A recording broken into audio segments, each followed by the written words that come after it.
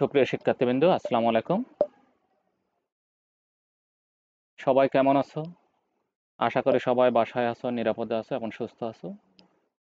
Chittagong college online video class কার্যক্রমের পক্ষ থেকে তোমাদেরকে স্বাগতম। বেশ কিছুদিন ধরে তোমরা তোমাদের প্রিয় ক্যাম্পাস মিস করতেছো, আমরা তোমাদেরকে ভীষণ মিস করতেছি। ইনশাল্লাহ করোনা পরিস্থিতি একটু উন্নত হলে আমরা শীঘ্রই ক্লাসে ফিরে যাব। ততদিন তোমাদের সাথে নিয়মিত অনলাইন ভিডিও ক্লাস নিয়ে হাজির হব।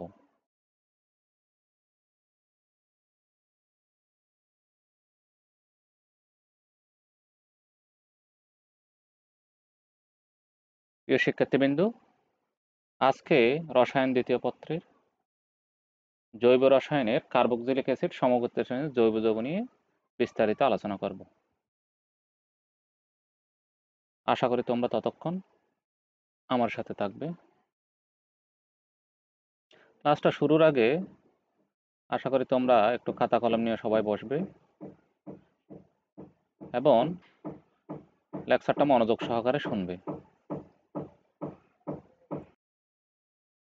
প্রিয় শিক্ষার্থীবৃন্দ, ইতিমধ্যে তোমরা বিভিন্ন সমগত শ্রেণীর জৈব যৌগ যেমন alkane, alkyne, অ্যালকাইন, alcohol, aldehyde, ketone, ether ইত্যাদি সম্পর্কে জেনে গেছো।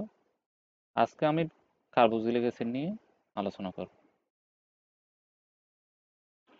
তো প্রিয় শিক্ষার্থীবৃন্দ, আমরা শুরুতে কার্বক্সিলিক অ্যাসিড কি এটা নিয়ে একটু দেখব।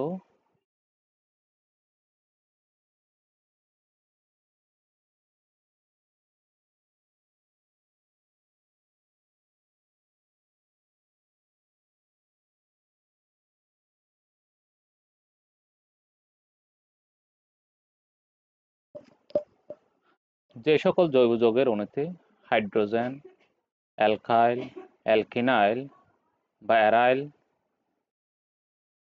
মূলকের সাথে কার্বক্সিল মূলক যুক্ত থাকে তাদেরকে কার্বক্সিলিক অ্যাসিড বা জৈব অ্যাসিড বলে। তাহলে তোমরা বুঝতে পারছো এই জৈব যৌগে অবশ্যই কার্বক্সিল মূলক থাকবে, এর সাথে হাইড্রোজেন থাকতে পারে, অ্যালকাইল থাকতে পারে মূলক বা অ্যালকিনাইল মূলক থাকতে পারে। অ্যালকিনাইল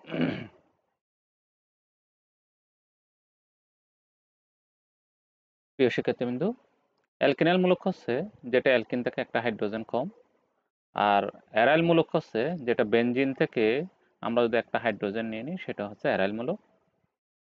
আশা করি তোমরা বুঝতে পারছো কার্বক্সিলিক অ্যাসিড কি। এর অপর নাম এটাকে জৈব অ্যাসিডও বলা হয়। প্রিয় শিক্ষার্থীবৃন্দ, সবাই একটু এক নজরে দেখে নিই এই লিস্টটা। এখানে তোমরা দেখতে পাচ্ছ কিছু ফ্রুটস। সুপ্রিয় শিক্ষার্থীবৃন্দ, যেমন ল্যাকটিক অ্যাসিড, এটা হচ্ছে দুধে পাওয়া যায়। অক্সালিক অ্যাসিড, সাইট্রিক অ্যাসিড লেবুতে। ফর্মিক অ্যাসিড যেটা হচ্ছে ইনসেক্ট বাইটস বলি, যেটা আমরা লাল পিঁপড়া। Tartaric acid grape juice. Acetic acid vinegar যেটা বলি, যেটা বাজারে অ্যাভেলেবেল পাওয়া যায়। ম্যালিক অ্যাসিড যেটা হচ্ছে আপেলে পাওয়া যায়। তাহলে বেশ জৈব অ্যাসিডগুলো বেশিরভাগ হচ্ছে তোমরা ওই বিভিন্ন ফলমূলে আমরা দেখতে পাচ্ছি।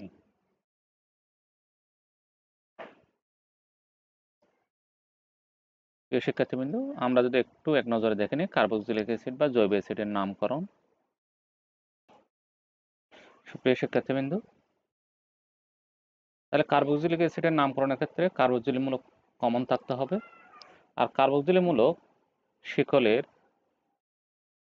বলতে হলে 1 নম্বর কার্বন পরমাণু, যেটাকে আমরা বলতে পারি। তাহলে এখানে আমরা দেখতে পাচ্ছি এই শিকলে, দীর্ঘ শিকলে 4টা কার্বন দেখতে পাচ্ছি। আর কার্বক্সিল মূলক যেদিকে থাকবে সেটা হবে 1 নম্বর কার্বন। তাহলে 3 নম্বর কার্বনে একটা ব্রাঞ্চ দেখতে পাচ্ছি মিথাইল মূলক, তাহলে এটার নাম হয়ে যাবে ত্রিমিথাইল বিউটানিক অ্যাসিড, যেহেতু 4টা কার্বন।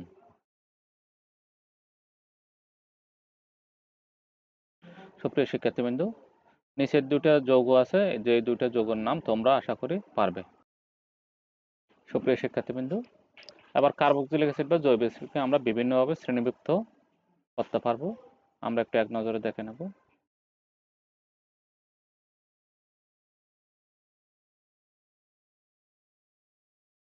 যেমন মনোকার্বক্সিলিক অ্যাসিড, 2 ডাইকার্বক্সিলিক অ্যাসিড, 3 পলিকার্বক্সিলিক অ্যাসিড। তোমরা নাম দেখে বুঝতে পারতেছো, মনো মানে হচ্ছে এক, যেটাতে একটাই কার্বক্সিল মূলক থাকবে, ডাইতে 2টা কার্বক্সিল মূলক, পলিতে 2 এর অধিক কার্বক্সিল মূলক। সুপ্রিয় শিক্ষার্থীবৃন্দু, কিছু জৈব অ্যাসিডের লিস্ট এখানে তোমরা দেখতে পাচ্ছ। তাহলে তোমরা এক নজরে একটু দেখে নাও কোনটা মনোকার্বক্সিলিক অ্যাসিড হবে, কোনটা ডাইকার্বক্সিলিক অ্যাসিড হবে, কোনটা পলিকার্বক্সিলিক অ্যাসিড। যেমন দেখো ফর্মিক অ্যাসিড একটা কার্বক্সিল মূলক, তাহলে এটা হবে মনো।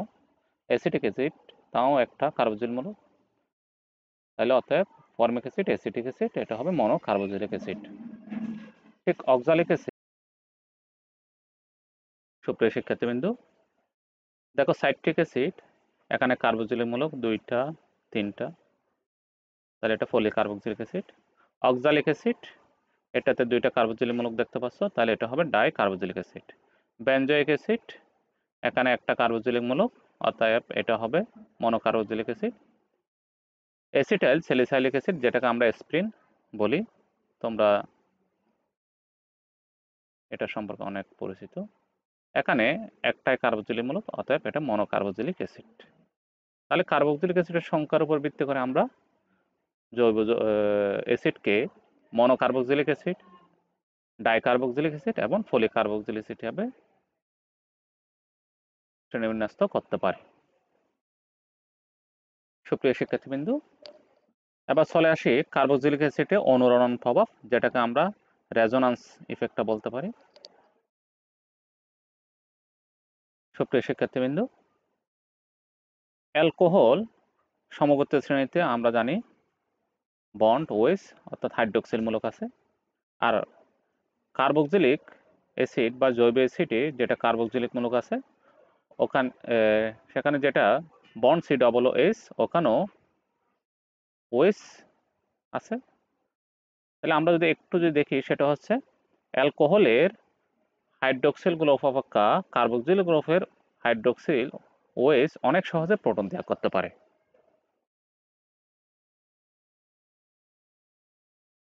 অ্যাসিটিক অ্যাসিড ইথানল অপেক্ষা 10 গুণ বেশি শক্তিশালী অ্যাসিড। কার্বক্সিলেট আয়নের অধিকতর সুস্থিতি কার্বক্সিলিক অ্যাসিডের বিয়োজন ঘটায়, অর্থাৎ প্রোটন ত্যাগ করার প্রবণতা এনে দেয়। কার্বক্সিলেট আয়ন একটি অনুরণন সংকরণ হিসেবে থাকে। সুপ্রিয় শিক্ষার্থীবৃন্দ, তোমরা জানো যে যৌগ যত বেশি প্রোটন ত্যাগ করতে পারে সেই তত বেশি তার অম্লত্ব প্রকাশ পায়। তাহলে এখানে আমরা দেখতে পাচ্ছি অ্যালকোহলের হাইড্রোক্সিল মূলক আর জৈব অ্যাসিড বা কার্বক্সিলিক অ্যাসিডের ওএস এর হাইড্রোজেন। তাহলে কার্বক্সিলিক গ্রুপের ওএস সে দ্রুত প্রোটন ত্যাগ করতে পারে, সহজে প্রোটন ত্যাগ করতে পারে। তাহলে আমরা এটাই নিচে একটা কার্বক্সিলিক অ্যাসিডের কার্বক্সিল গ্রুপের আমরা অনুরণন ইফেক্ট আমরা দেখতে পাচ্ছি। কার্বন অক্সিজেন বন্ডের শেয়ারকৃত ইলেকট্রন অর্থাৎ কার্বন অক্সিজেনে এটা অক্সিজেনের দিকে চলে যাবে, যেহেতু অক্সিজেন ইলেকট্রোনেগেটিভিটি মূল। তাহলে ওই কার্বন ধনাত্মক আয়ন হবে। আবার হাইড্রোক্সিল গ্রুপ এর যেটা লোন পেয়ার ইলেকট্রন আছে সেটা কার্বন হাইড্রোক্সিলের মধ্যে চলে যাবে, তাহলে সহজে ওএস এর হাইড্রোজেন চলে যেতে পারে, অর্থাৎ সহজে প্রোটনটা ত্যাগ করতে পারে কার্বক্সিলিক গ্রুপের ওএস। তাহলে এটাই হচ্ছে কার্বক্সিলিক অ্যাসিডের অনুরণন প্রভাব। সুপ্রিয় শিক্ষার্থীবৃন্দ, তোমরা জানো ইলেকট্রন গ্রহণকারী কিছু প্রতিস্থাপক গ্রুপ আছে আর কিছু হচ্ছে ইলেকট্রন দানকারী প্রতিস্থাপক গ্রুপ, যেমন নাইট্রোমূলক, সায়ানাইডমূলক, ক্লোরাইড, ব্রোমিন, এগুলো হচ্ছে ইলেকট্রন গ্রহণকারী প্রতিস্থাপক। সুপ্রিয় শিক্ষার্থীবৃন্দ, ইলেকট্রন গ্রহণকারী প্রতিস্থাপক গ্রুপগুলো কার্বক্সিলিক অ্যাসিডের অম্লতা বাড়িয়ে দেয়। পক্ষান্তরে ইলেকট্রন দানকারী প্রতিস্থাপক গ্রুপ কার্বক্সিলিক অ্যাসিডের অম্লত্ব কমিয়ে দেয়। তাইলে তোমরা দুই ধরনের প্রতিস্থাপক গ্রুপ দেখে বুঝতে পারবা কার্বক্সিলিক অ্যাসিডের অম্লত্ব কি বাড়তেছে না কমতেছে। সুপ্রিয় শিক্ষার্থীবৃন্দ, এবার আসি কার্বক্সিলিক অ্যাসিডের সাধারণ প্রস্তুতি।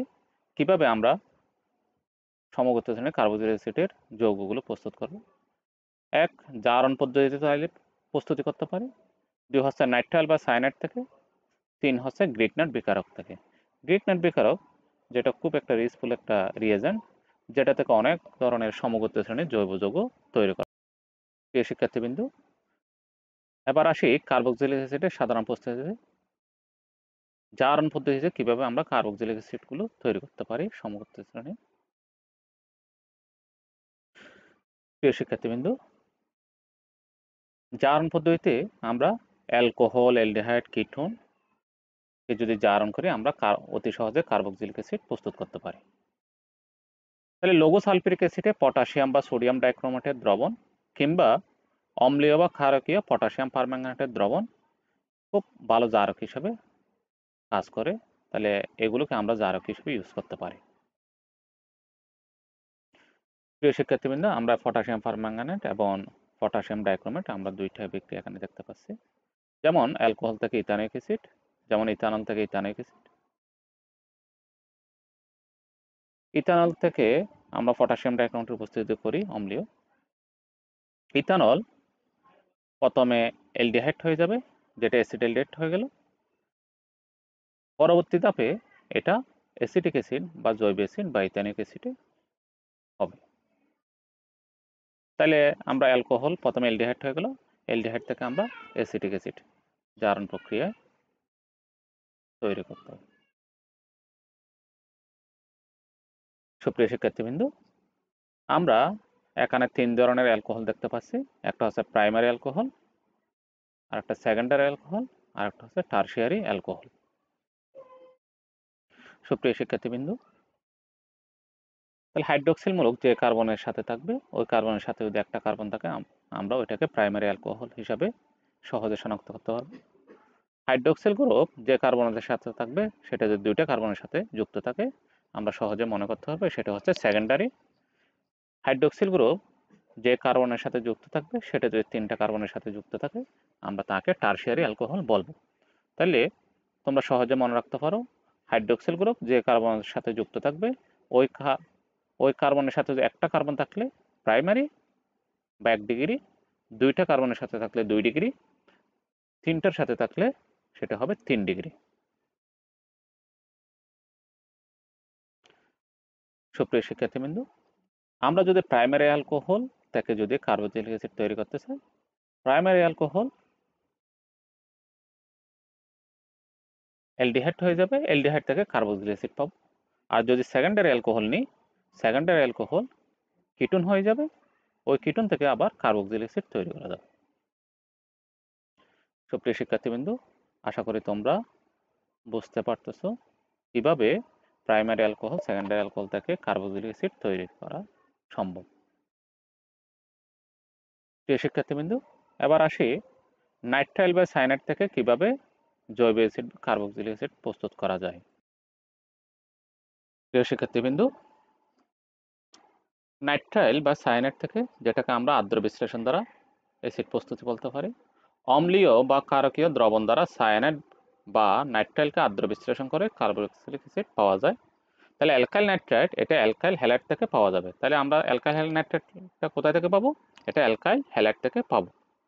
তাহলে অ্যালকাইল হ্যালাইড পটাশিয়াম সায়ানাইডের সাথে অ্যালকাইল নাইট্রাইল হলো।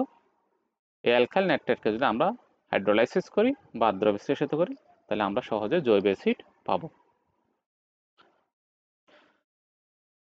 সুপ্রিয় শিক্ষার্থীবৃন্দ, এবার আসি গ্রিগনাট বিকারক থেকে কিভাবে কার্বক্সিলিক অ্যাসিড বা জৈব অ্যাসিড তৈরি করা যায়। সুপ্রিয় শিক্ষার্থীবৃন্দ, শুরুতে জেনে নিই গ্রিগনাট বিকারকটা কি, যেটা হচ্ছে খুব একটা পপুলার রিয়েজেন্ট বা বিকারক। অ্যালকাইল বা অ্যারাইল হ্যালাইডকে ম্যাগনেসিয়াম শূন্য সহ শুষ্ক ইথারে রিফ্লাক্স করলে অ্যালকাইল বা অ্যারাইল ম্যাগনেসিয়াম হ্যালাইড উৎপন্ন হয়। তোমরা দেখতে পাচ্ছ alkyl halide magnesium dry ether শুষ্ক ইথারে যদি আমরা করি তাহলে অ্যালকাইল বা অ্যারাইল ম্যাগনেসিয়াম হ্যালাইডকে, যেটাকে গ্রিগনাট বিকারক বলা হয়। এই গ্রিগনাট বিকারক থেকে অনেক ধরনের জৈব যৌগ প্রস্তুত করা যায়। সুপ্রিয় শিক্ষার্থীবৃন্দ, এবার আসি এই গ্রিগনাট বিকারক কার্বন ডাইঅক্সাইডের সাথে বিক্রিয়া করবে। যেহেতু গ্রিগনাট বিকারক কার্বন ডাইঅক্সাইডের সাথে বিক্রিয়া করে, এটাকে এই জন্য বলা হয় কার্বনেশন। তাহলে ড্রাই ইথারের উপস্থিতিতে তাহলে কার্বক্সিলিক অ্যাসিডের একটা আমরা সল্ট পাবো, লবণ পাবো। পরবর্তীতে অম্লীয় মাধ্যমে আমরা কার্বক্সিলিক অ্যাসিড প্রস্তুত করতে পারবো। প্রিয় শিক্ষার্থীবৃন্দ, এবার দেখি আমরা গ্রিগনাট বিকারক নিলাম, মিথাইল ম্যাগনেসিয়াম ব্রোমাইড। প্রিয় শিক্ষার্থীবৃন্দ, আমরা যদি মিথাইল ম্যাগনেসিয়াম ব্রোমাইড গ্রিগনাট বিকারকটা যদি নিই, কার্বন ডাইঅক্সাইডের সাথে বিক্রিয়া করবে ড্রাই ইথারের উপস্থিতিতে, তাইলে কার্বক্সিলিক অ্যাসিডের লবণটা পেলাম। এরপরে আমরা এখান থেকে অ্যাসিটিক অ্যাসিড পাচ্ছি। তাহলে এখানে গ্রিগনাট বিকারকটা যদি 1 কার্বনের হয়, তাহলে যেহেতু কার্বন ডাইঅক্সাইড ওখানে কার্বন আছে, আমরা প্রোডাক্টটা পাবো 2 কার্বনের, অর্থাৎ অ্যাসিটিক অ্যাসিড। তাহলে এখানে কার্বনের পরমাণুর সংখ্যা বৃদ্ধি পেয়েছে। তাহলে অতএব সুপ্রিয় শিক্ষার্থীবৃন্দ, তাহলে গ্রিগনাট বিকারক থেকে কার্বনেশন দ্বারা আমরা যে কার্বক্সিলিক অ্যাসিড প্রস্তুত করতেছি, তাহলে এখানে তোমরা দেখতে পাচ্ছ সেটা হচ্ছে কার্বন পরমাণু সংখ্যা বৃদ্ধি পাচ্ছে এই ধরনের বিক্রিয়া। তাহলে তোমরা যে কোনো বহু নির্বাচনী যদি কোয়েশ্চেন আসে কোন ধরনের বিক্রিয়ায় কার্বন শিকল বৃদ্ধি পায়, তাইলে কার্বনেশন, তোমরা আশা করি এই ধরনের কোনো বহু নির্বাচনী কোয়েশ্চেন আসলে তোমরা ইজিলি পারবে। সুপ্রিয় শিক্ষার্থীবৃন্দ,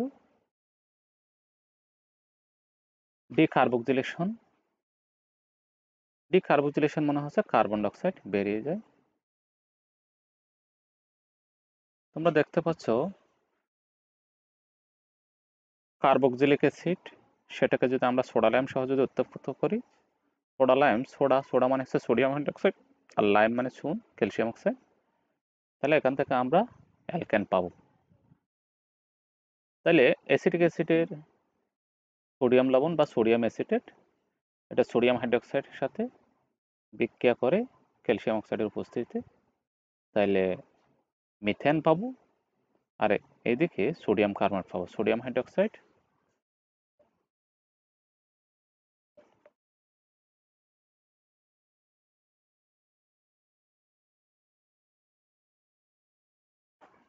প্রিয় শিক্ষার্থীবৃন্দ, আমরা ইতিমধ্যে জেনে গেছি কিভাবে জৈব অ্যাসিডগুলো তৈরি করা যায় বিভিন্ন প্রক্রিয়ায়, জৈব অ্যাসিড কিভাবে নামকরণ করা হয়, জৈব অ্যাসিড এর কার্বক্সিল মূলকের অনুরণন প্রভাব, কার্বনেশন বিক্রিয়া, ডিকার্বক্সিলেশন বিক্রিয়া। সুপ্রিয় শিক্ষার্থীবৃন্দ, আমরা কার্বক্সিল মূলকের রেজোন্যান্স প্রভাবটা দেখছি, জৈব অ্যাসিডের শ্রেণীবিভাগ দেখছি। জৈব অ্যাসিডে ইলেকট্রন আকর্ষী গ্রুপ এবং ইলেকট্রন ত্যাগী গ্রুপগুলো যদি থাকে, তাহলে অম্লতা কিভাবে বৃদ্ধি পায় কমে, ওইটুকু দেখছি। তাহলে আমরা প্রায় কার্বক্সিল অ্যাসিড বা জৈব অ্যাসিড সম্পর্কে মোটামুটিভাবে জেনে গেছি। সুপ্রিয় শিক্ষার্থীবৃন্দ, এবার আমরা একটু তোমরা নিজেরাই প্র্যাকটিস করবে, আশা করি পারবে। এই লেকচারের উপর ডিপেন্ড করে 2-1টা বহু নির্বাচনে আমরা একটু প্র্যাকটিস করব। সুপ্রিয় শিক্ষার্থীবৃন্দ, একটু দেখে নাও, যেমন কার্বক্সিলিক অ্যাসিডের একটা সোডিয়াম লবণ দিছে, সোডা লাইম সহ উত্তপ্ত করছে, উৎপাদ কি, এই বিক্রিয়ার উৎপাদ কি হবে দেখতে পাচ্ছ। সেটা হচ্ছে যে কার্বক্সিলিক অ্যাসিড সোডিয়াম লবণটা নিছে, এটা কয় কার্বনের তোমরা একটু দেখে নাও, তাহলে উৎপাদটা কি হবে, ইথেন, বিউটেন, প্রোপেন, পেন্টেন। তাহলে তোমরা মনে মনে ভেবে নাও কোনটা হতে পারে। এই লেকচারে তোমরা আশা করি এই লেকচার থেকে এটা পারার কথা। সুপ্রিয় শিক্ষার্থীবৃন্দু, দেখো তোমার মনের সাথে উত্তর মিলে গেছে কিনা। যেহেতু এখানে কার্বক্সিলিক অ্যাসিডের সোডিয়াম লবণটা হচ্ছে 4 কার্বনের, তাহলে তুমি যেটা উৎপাদ পাবে সেটা হবে 3 কার্বনের। 3 কার্বন হলে কে হবে? সেটা হবে প্রোপেন, কারণ 1 কার্বন সেটা কার্বন ডাইঅক্সাইড হিসেবে চলে যাবে। সুপ্রিয় শিক্ষার্থীবৃন্দু, এরপরের এমসিকিউতে চলে আসি বহু নির্বাচনে। কোন পদ্ধতিতে কার্বন শিকল হ্রাস পায়? খ প্রাইমারি অ্যালকোহলের জারণ, খ সেকেন্ডারি অ্যালকোহলের জারণ, কি কার্বনেশন, নাকি ডিহাইড্রোজেনেশন? একটু মনে মনে তোমরা উত্তরটা বের করে নাও, এই লেকচারের উপর ডিপেন্ড করে কি হবে। এরপরে আমি তোমাদেরকে সঠিক উত্তরটা বলে দেব। সুপ্রিয় শিক্ষার্থীবৃন্দ, তোমার উত্তরের সাথে একটু মিলিয়ে নাও। সেটা হচ্ছে সেকেন্ডারি অ্যালকোহলের জারণ। আমরা যে সেকেন্ডারি অ্যালকোহল জারণ করছে কিটোন হয়েছে, তাহলে ওখানে আমরা দেখতে পাচ্ছি কার্বন শিকল হ্রাস পেয়েছে। আর কার্বনেশনে তো কার্বন সংখ্যা বৃদ্ধি পেয়েছে। ডিহাইড্রোজেনের সেটা ভিন্ন জিনিস, সেটা হচ্ছে হাইড্রোজেনের সংখ্যা কমে যাওয়া। আর প্রাইমারি অ্যালকোহলের জারণ সেটা বাড়েও না কমেও না। অতএব প্রিয় শিক্ষার্থীবৃন্দরা, তোমরা আশা করি কার্বক্সিলিক অ্যাসিড সম্পর্কে মোটামুটি জেনে গেছো। তোমরা আবার পাঠ্য বই, বোর্ডের বইগুলো যেগুলো আছে এগুলো একটু দেখে নিবে। লেকচারটা একটু পজ করে মাঝে মধ্যে রিয়াকশনগুলো একটু পজ করে করে তোমরা প্র্যাকটিস করবে। আশা করি তোমরা কার্বক্সিলিক অ্যাসিড সম্পর্কে বিস্তারিত জানবে এখান থেকে।